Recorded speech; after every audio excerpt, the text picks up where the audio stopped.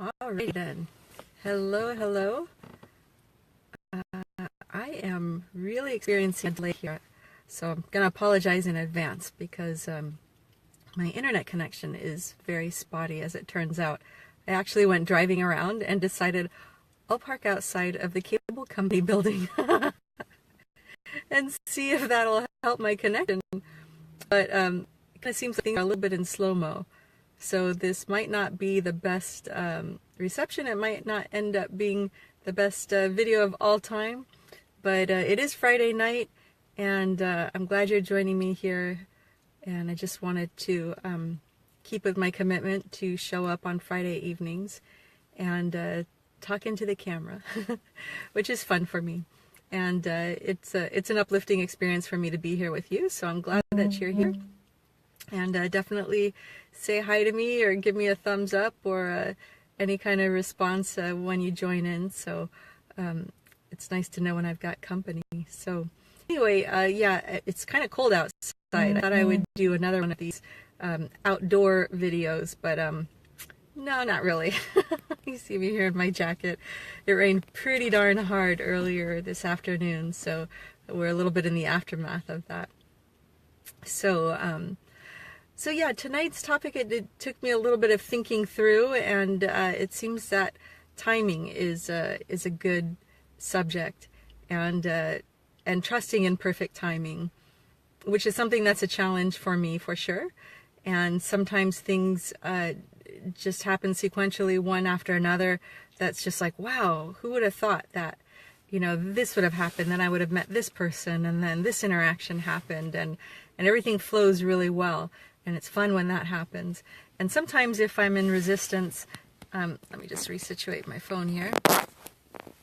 Sometimes if I'm in resistance, it's a little bit harder to allow for things to fall into place. When I say if I'm in resistance, I'm meaning that I'm struggling. Maybe I'm not feeling in the flow. I'm kind of looking at the things that are going wrong instead of looking at the things that are going right. At least more of what's going right than what's going wrong. And I get out of practice. I mean, I do my best to practice being, I call that like being in the flow, just rolling with it, because when I can just roll with things, and I'm allowing for things to happen more easily. But when I get caught up in the difficulty of things, then it's harder to let things just flow as they need to flow. So if we're fighting, it's like you're rowing upstream. I like that analogy a lot, that I learned from Abraham Hicks, who used to really talk about, before they would talk about being in the vortex, they would talk about going downstream or going upstream. And so the analogy is, wouldn't it be nice if you could just let go of the oars and let the stream take your boat downstream, down the river. And you don't need to do anything. The momentum will pick up, and you'll eventually just soar. If you need to slow down, you can put your oars in the water. But when we're in resistance, it's like we're struggling against the way that things are meant to be. And so it's like we're working really hard trying to row that canoe up the stream, and we're just struggling, and we're rowing, and we're getting exhausted, and we're getting tired, and we're putting all this physical and mental energy out towards trying to get back to where we thought we should be. But the stream of energy, the flow, is happening in the opposite direction, and it's a much greater force than we are as individuals. And so that's struggle. That's an example of struggle. So I'm like anybody else. I'll experience it both ways, and I'm happier with myself when I can be more in the flow. And when I'm not, I just need to remind myself to just let it be, that it's okay to resist. It's okay to feel upset, or it's okay to feel my emotions. And I hope, and usually it's the case, that after I go through that initial quandary or through those emotions, especially if I'm able to sleep well that night, then I can start fresh the next day. And it's usually easier for me to kind of pull back and get a broader perspective on things, and then roll more with the energy of things. And I can think more clearly, and I can come up with ideas. I can use my creativity more effectively when I'm not fighting circumstances, when I'm struggling too much with the way I think things should be or how I want things to be. You know, if I can just allow for things to happen as they do, then when a circumstance comes up that might otherwise seem like a big deal, then we just go, oh, that's not a big deal. This is just what we need to do. Here's the solution. Let's just take that next step and everybody's fine. So I'm kind of speaking in generalities now, but another way that I think of that is if, you know how when a little baby or a toddler is playing and they're running and they're having a good time and then suddenly whap, they trip and they fall and they're looking like this because what's the parent gonna do? What's the adult gonna do? Is the adult gonna go, oh no, oh baby, oh, because the parent is anticipating that there's pain or worried that there's pain or injury, and then suddenly you see that baby's face, oh my God, now it's time to cry. But on the flip side, if the adult who's nearby can just kind of roll with it and do their own mental assessment, do their own kind of on-the-sly assessment and go, okay, we're not in danger, everything's really okay, maybe there's a little scrape, not such a big deal, and then just kind of shifts the energy away from that initial uh-oh to, okay, what's next? Then that little baby or toddler is just going to roll with it. They're going to go with the flow, and they're going to shift their energy as the circumstance shifts, and maybe they feel a little bit of discomfort, but it's not a big deal. They can brush it off and move forward.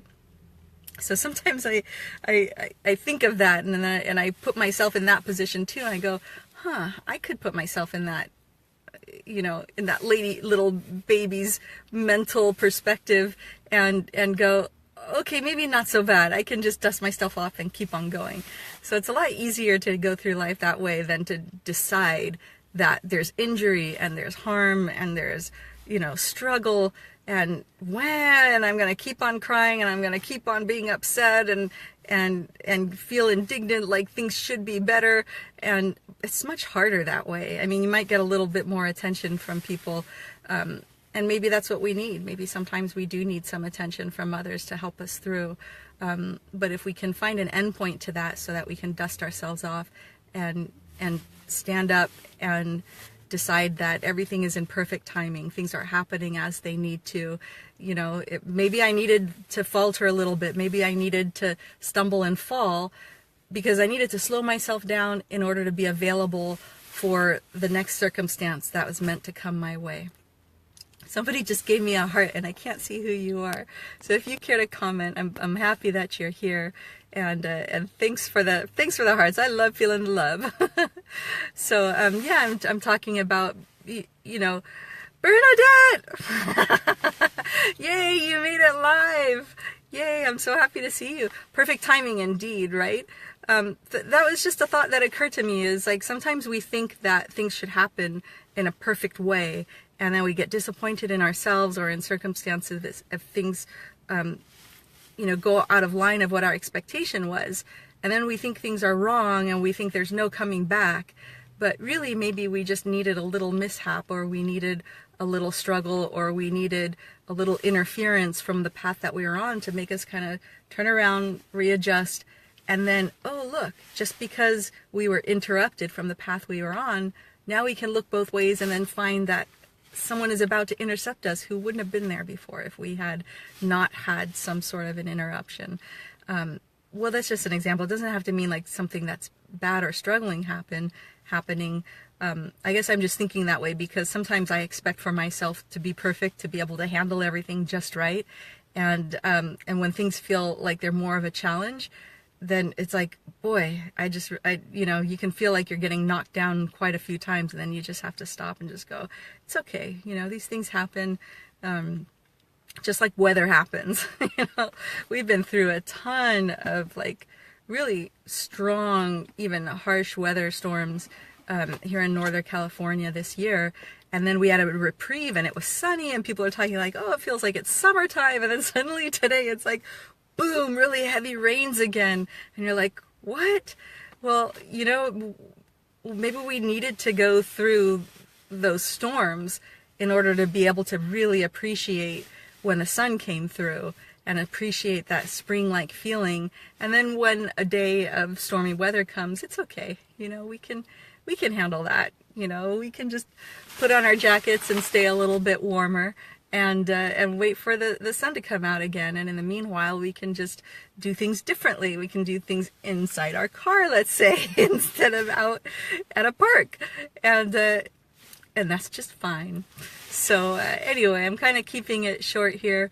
But I thought that would be a good thing to ponder, is kind of looking at the perfect timing of things and just trusting that things happen as they need to. And when we can be receptive to that thought, when we can be receptive to allowing and trusting that things will happen in perfect timing, I think life is a bit easier. And I have a feeling that right now a lot of us are really looking for, how can life be easier? And so those are just my thoughts for this evening. And thank you again for joining me here live Friday night.